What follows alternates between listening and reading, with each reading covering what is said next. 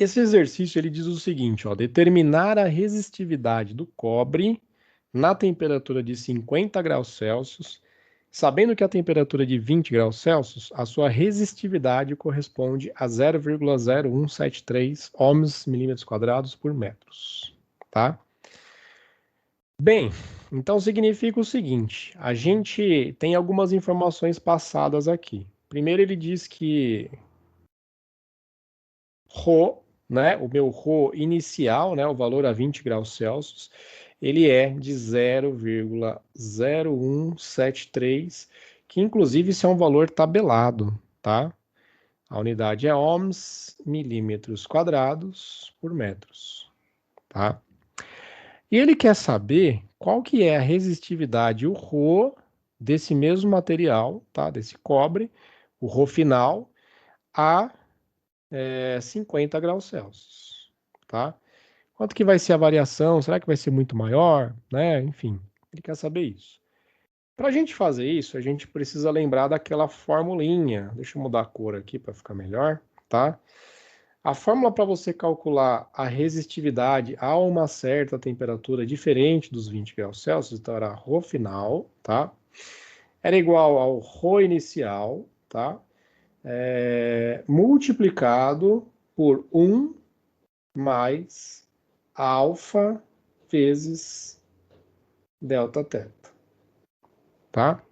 Então essa é a formulinha que a gente tem para calcular a resistividade fora do valor padrão aí dos 20 graus Celsius. Um dos dados a gente já tem, que é a resistividade aí a 20 graus Celsius, esse valor inicial. Outro dado que a gente tem que é tabelado é o valor de alfa. O valor de alfa é 0,0039 para o cobre, que é esse material. Vamos escrever ele aqui só para deixar os nossos dados registrados. Então a gente vai substituir esses dados na fórmula, os que a gente tem, e calcular, tá? A gente quer descobrir o Rho final, então a gente quer descobrir a resistividade a 50 graus Celsius. Vamos substituir o Rho inicial aqui nessa fórmula, então vai dar 0,0173, tá? Multiplicado por 1 mais alfa, que é 0,0039, tá?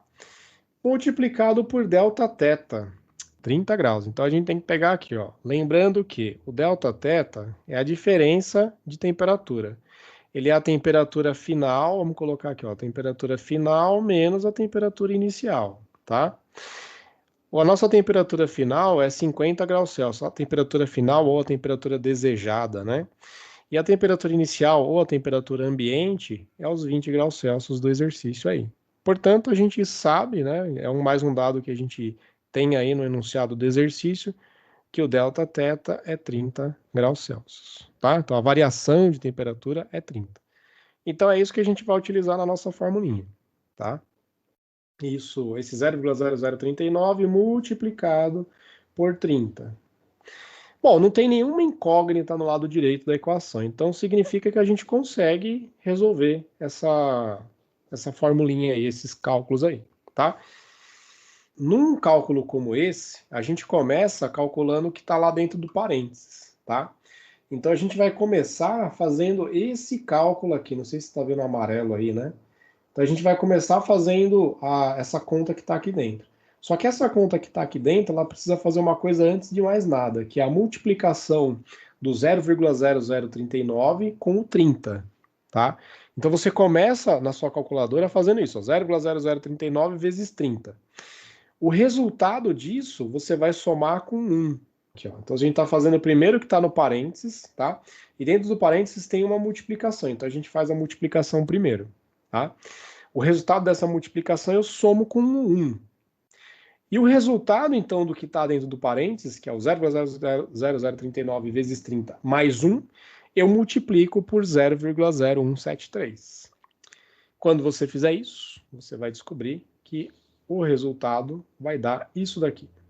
Eu usei 4 casas depois da vírgula, porque o valor dado aqui da resistividade original também tinha 4 casas. Então eu falei, se eu colocar mais casas, vai ficar meio estranho a gente comparar um valor com outro, né? Tem mais casas, menos casas. Então eu vou deixar com o mesmo número de casas. Porque agora a gente consegue fazer um paralelo e falar assim, ó, antes com essa temperatura, aliás, a 20 graus Celsius, a gente tem uma resistividade menor do que a 50 graus Celsius, tá? Então ela aumentou bem pouquinho, mas aumentou. Então significa que houve sim uma influência na temperatura. Se a gente tiver um condutor elétrico aí com um comprimento bem grande ou com uma seção transversal bem pequenininha, aí a gente vai ter uma grande influência, sim, né, na resistência do material como um todo.